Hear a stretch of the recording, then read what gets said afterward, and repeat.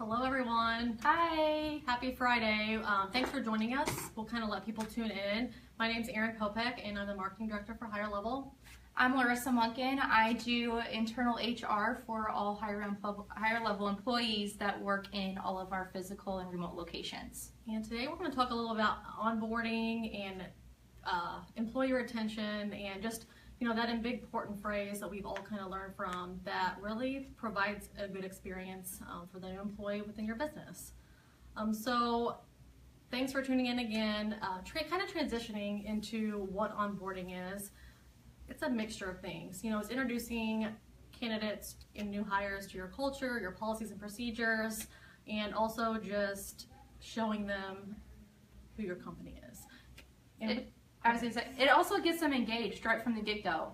So when you even make that first contact to interview the person, that is your introduction to your organization and the first sign that they have of the company culture on their first day of work as well. So big props to all of the recruiters out there that make that initial contact for your organization, especially ours, because that's our job. And really sets the tone for the company specifically as well. And the whole process really starts with the offer letter, making sure you have a schedule in place and just being organized with your process. And it really starts with the initial letter for an offer. So, as you know, turnover is expensive, and some things that you can kind of do to reduce turnover is to work on this process and, your onboarding and retention and all of that good stuff. So just some statistics, $11,000 is the typical cost of a new hire. So if you think about the resources that you use, whether it be job boards or recruitment companies such as ours, or even your team members' time to interview and sift through resumes, it's an expensive process and could be very timely. So retaining good employees and holding on to them is really vital. 60% of companies also indicated that they don't really set milestones or goals for the new hires. And I think that's a really big gap that they're missing, because I think new hires within a company, first of all, they're learning their role, they're learning about the company, so they want to know what they're working towards. Are they working towards a position, maybe moving them up within the company, or what are their goals of learning? And I think that is important. And a lot of companies just do not work towards that. Yeah, and definitely setting that expectation for them from the get-go is really important as well. And then 25% of companies said their onboarding program does not include any training for the new hire. So that's one thing we've kind of learned over time, is developing a very detailed, outlined, this is what you're going to be doing for about 3 to 6 weeks. And we have found some good success with it. Yes. So thank you, Erin, for the tips, because those are great. But like I mentioned earlier, is the onboarding and retention really starts from the get-go. So by the time the recruiter reaches out to the candidate for the initial interview, seeing them all the way through that process and actually through the offer. Once even the offer is accepted, making sure that you keep contact with them and seeing that all the way through their start date, and like Erin said, the training date as well, to make sure that you're keeping them engaged. So a few things that we do here at Higher Level when we work with onboarding is once an offer goes out, we can have individuals start as soon as the next day or even a few weeks out, but really just maintaining that communication with them, whether it be via email, phone call, LinkedIn, and really just making sure that you keep them informed of what's going on. With the offer letter, making sure we're sending out detailed information, whether it be where they need to report to, specific parking instructions. The office that we're sitting in is a paid parking lot, but we pay for the parking, so letting the candidate and employee know that as well is really important. Even down to the dress code, what they need to wear for their first day, to what they need to bring for lunch. Same thing, this office doesn't have really anything within walking distance, so making sure that they're aware that we have a full kitchen. They're more than welcome to utilize any space that we have there. So really just making sure that we keep them informed. Yes, and I think, having this stuff all organized and kind of a step-by-step of their first day makes them feel more comfortable. Obviously, it's always intimidating starting a new position with a new company. So if they know exactly their hours and what am I having for lunch, am I supposed to leave, it really does set them at ease and makes their first day more enjoyable. Yeah, so to what Erin said is we actually within the offer letter or any communication afterwards up through their first day, sending them what time they need to report. We even try to, not always depending on their start date, get a full at least week worth of training schedule sent to them beforehand. If not, have it on their first day during their new hire orientation. So they really feel like they're a part of the team and that they know exactly where they need to go and their time is really outlined for them. So they're not waiting around and waiting for somebody to come up and approach them. Absolutely. And I think too, just making them feel welcome. I think having their workspace ready and all that good stuff. And we have some examples here of some kind of a welcoming kit that we give to our new employees. Super easy to put together, just company logo items. So, luckily with our logo, we have these really fun high shirts. And so that shows a bit welcoming for our new employees. I'm getting them t-shirts and other things, cups, koozies, all of that fun stuff. It's just an added, perk to our new welcome kit.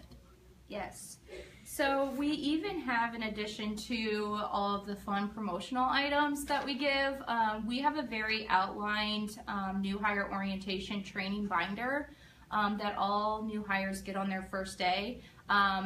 Yours truly right here actually gets to do the new hire orientation, if at all possible, if I'm not already have a meeting scheduled or I have a vacation day planned, which then Erin usually takes that over for me. But introducing yourself on the first day, we always do an icebreaker even before I get started with any of the paperwork. Just, it can be personal, it can be professional, really getting to know that person. And then also giving them an outline of what we're going through in the new hire orientation as well. I have this binder here outlined, I don't know if you're able to see it, but really the background of higher level, the training expectations that we have for them as a new hire, as well as the trainers that are going to be training them. And then we get down to the nitty-gritty of all of the fun policy procedures and all the administrative work. So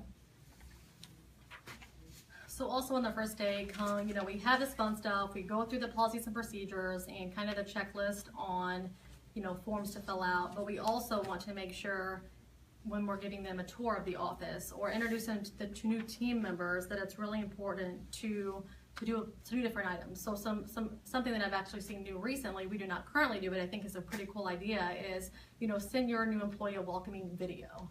Get the team together, whether it be in a different office or even company-wide, and just say, welcome Stephanie, welcome to your new employee.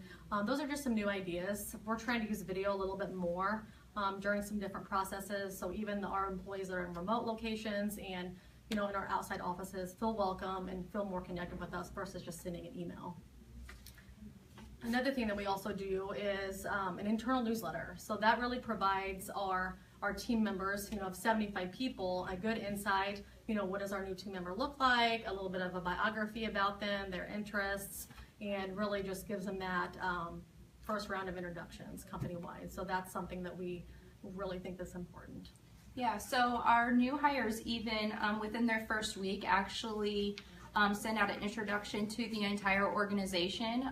Once again, they can make it professional, they can add a personal twist to it as well, so that they really get engaged with the team and that the team is also able to engage back and respond and say, welcome, we're so happy to have you.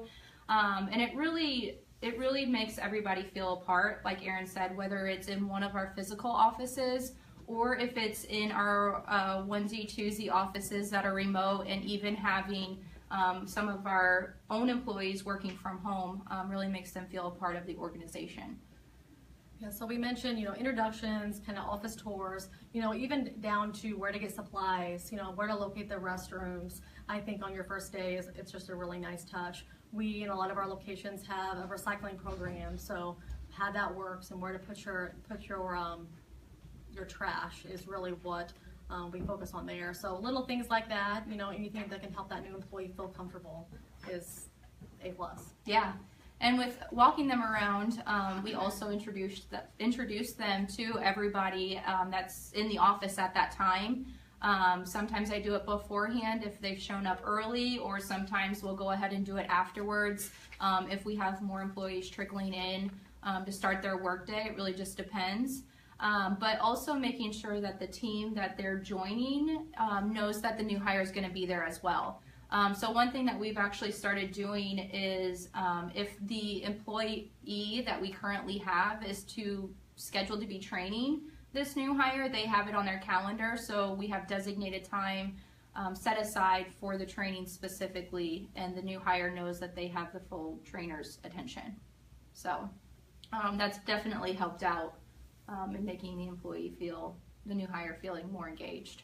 Oh, absolutely, because we want to be prepared. You know, we're all busy, and so I think the more prepared we can be, the better. Just kind of, you know, shows them that we care, and that's a big part of the employee's first initial onboarding phase. So let's talk about remote employees and outside offices. So we've had a lot of that lately, and you know, it's been a learning process for us. So there are a few different tools that we would recommend using, just that we have used internally or starting to use. So like I mentioned earlier, video has kind of been a bigger thing with us. You know, sending out videos if we introduce a new policy or a new company initiative. And so we're using Amazon Chime, we're using Skype. We use a function called GoToMeeting, which makes it really nice. We can screen share, so that's a really good training feature for those remote employees. And I think it just provides just more of that connection versus, you know, talking to someone on the phone. A video really just provides a more personal experience, I think. Yeah, Amazon Chime is new to us, but what we had been using is the GoTo, just because we're able to share the screen and the information that I'm going through with the new hire. But now that we are starting to use video a little bit more and really trying to engage those out of office employees, that will definitely now be my go-to, getting them set up on video or Amazon Chime so we can use video as part of the new hire orientation. Yeah, and I think too, you know, having that go-to person whenever you are out in outside offices or even working from home, you know, who's going to help me when my email is not working correctly or any of our software programs. So that's something that we also provide, is a list of kind of your go-to person, whether it be a supply or having difficulties with some more technology. We really have a go-to person. I think that is important because as the new hire is getting familiar with people, it's hard to remember who does what and who can kind of take care of them for that. Yeah, and during their training, like Erin mentioned, really depends on the role and how quickly we're needing this new hire to get up and going. Typically our training is anywhere between 3 and 6 weeks. The first 2 weeks we have outlined where the new hire has to touch base with whether it's myself or the branch manager on a daily basis, just to make sure that they don't have any questions or concerns, and that they're actually feeling a part of the organization and getting the training that we have designated for them to get. After that, after the initial 2 weeks, it's more of a weekly touch base that we do, whether it be in the middle of the week or the end of the week, just making sure we at least keep that line of communication open. And then after their training program as part of our retention, we do a 45-day review, 90-day review, 6-month, 1 year, and then we try to touch base every 6 months after that, just to make sure that we are keeping our employees engaged and feeling welcome within our organization. Yeah, so the more communication, the better is what we found, and I think it's really worked for us, so we do suggest that. And I do want to say quickly that we are providing everyone that's tuning in today, so if you would like a copy of our orientation checklist, we would be happy to give that to you. Just type in your email in the comments here, or you can also email our hello@higherlevel.com or send us a Facebook message and we can get that out to you. I think it'd be a great start if you do not have a program to kind of get this up and running. It does take some work, but it's totally worth it in the end. Employee engagement, retention, and all that good stuff that we have found really helps us. Yeah. Really quick question for you guys. So do you guys have any suggestions as far as maybe a company that's starting an onboarding program, they're just getting started, or maybe they've been doing it for a while but they want to revamp that process? Do you guys have any suggestions for those businesses? You want to answer that, or you want me to? Yeah, so I think it's just what works for you. You know, identifying your company culture is really key. You know, what fits for you. It may not be video. It may not be some of these tools, but, you know, work up to that. I think, you know, identifying what makes sense. And I think it does depend on your industry and your company culture as well. What about you? Yeah, it definitely, I mean, size matters, but culture is even more important when it comes to an organization. But like Erin said, we're here to help. We will provide a checklist to you if you're interested in that. If you don't want a checklist and you're even interested in us kind of doing some of the onboarding for you, reach out to us as well. But I think above all, just communicating and setting those expectations for those new hires up front. And just even if you don't know, be completely honest with them and say, you know, we might have to fly by the seat of our pants. And really just making sure that you use that communication as your biggest tool. Absolutely, I agree with that. All right, well, thank you everyone for tuning in today. Hopefully you found this valuable. Like I said, you know, reach out to us, send us a message if you want to learn more. This has definitely been a learning process for us over the last few years, so we have found it valuable, so we want to share it with you. Bye, thanks guys.